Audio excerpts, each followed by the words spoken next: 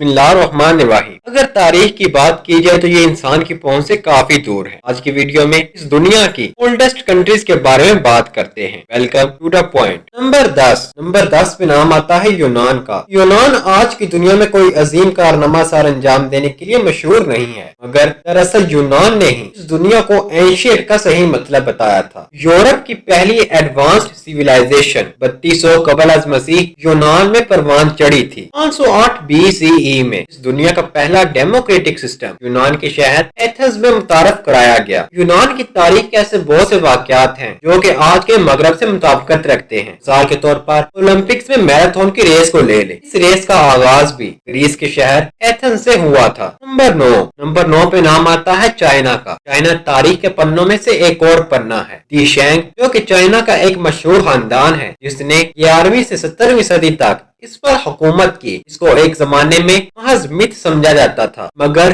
Bronze age settlements کا ملنا ان کے ہونے کا ثبوت ہے۔ پہلا خاندان تھا جس نے رائٹنگ سسٹم کو متعارف کروایا۔ چائنا کا ایک اور مشہور خاندان دی ہان جو کہ 2006 سے لے کر 2020 BCE تک رہا، اس نے چائنا کو متحد رکھا اور اس کو کنفیوشیئنزم جیسا عقیدہ دیا جس کو آج بھی چائنا میں ایک ریلیجن کے طور پر مانا جاتا ہے۔ نمبر 8 پہ نام آتا ہے پرتگال کا۔ پرتگال 1143 میں بنا تھا اور اس لحاظ سے یہ کوئی دنیا کی اولڈسٹ کنٹریز کی لسٹ میں نہیں آتا، مگر پرتگال کے اس لسٹ میں ہونے کی وجہ یہ ہے کہ اس کے ان چینجڈ بارڈر، جیسا کہ یورپ کے دوسرے ممالک کے بارڈرز مختلف ڈیموکریسی، بادشاہت اور سلطنتوں کے دور میں تبدیل ہوتے رہے ہیں، مگر پرتگال کے ساتھ ایسا نہیں تھا۔ اس کے علاوہ پرتگال ایج آف ڈسکوری کے ٹائم پہ بھی فور فرنٹ پر تھا۔ ایج آف ڈسکوری وہ ٹائم تھا جب یورپین نیشنز نے دنیا کو ایکسپلور کرنا شروع کیا۔ نمبر 7 پہ نام آتا ہے فرانس کا۔ فرانس کا جنم 843 میں چارلے میگنس ڈویین سے ہوا۔ اس ڈویین کے مطابق چارلے میگنس کے گرینڈ سانز نے اس کے ایمپائر کو 3 حصوں میں بانٹ لیا تھا، جس کے نتیجے میں فرانس، بیلجیم اور جرمنی جیسی کنٹریز وجود میں آئی۔ مگر اس بات سے بھی انکار نہیں کیا جا سکتا فرانس اس سے بہت وقت پہلے بن چکا تھا۔ نمبر 6 پہ نام آتا ہے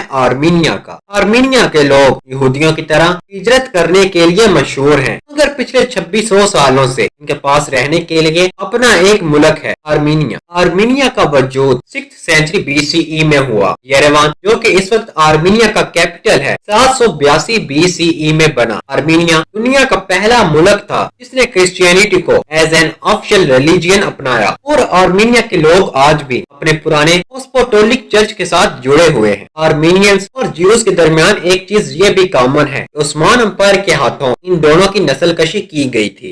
نمبر 5 پہ نام آتا ہے جاپان کا۔ جاپان کے مطابق اس کا وجود 660 BCE میں ایک شہنشاہ جیمو نے کیا تھا، جبکہ چینی تاریخ کے مطابق جاپان 3ری صدی میں بنا تھا۔ جاپان بننے کے فوراً بعد بدھزم تیزی سے پھیلنے لگا۔ اس کے علاوہ 8ویں صدی تک جاپان نے اپنی ٹریڈیشنز کو بھی قائم کر لیا تھا۔ 794 سے 1185 CE کو ہیان پیریڈ کہا جاتا ہے۔ یہ وہ وقت تھا جب جاپان نے سب سے زیادہ ترقی کی تھی۔ اس کے علاوہ سب سے زیادہ ٹریڈیشنز اور کلچرل ٹریٹس بھی اسی زمانے میں اپنائی گئی تھی۔ نمبر 4 پہ نام آتا ہے ایران کا۔ اگرچہ ایران کو 16ویں صدی میں دوبارہ متحد کیا گیا تھا، مگر اس کی تہذیب دنیا کی سب سے پرانی تہذیب ہے۔ ایشیا-مینڈ امپائر جو کہ 330 سے لے کر 550 BCE تک رہا تھا، اس دنیا کا سب سے بڑا امپائر تھا۔ نمبر 3 پہ ایک ایسے ملک کا نام آتا ہے جس کو شاید آپ پہلی مرتبہ سن رہے ہوں، سین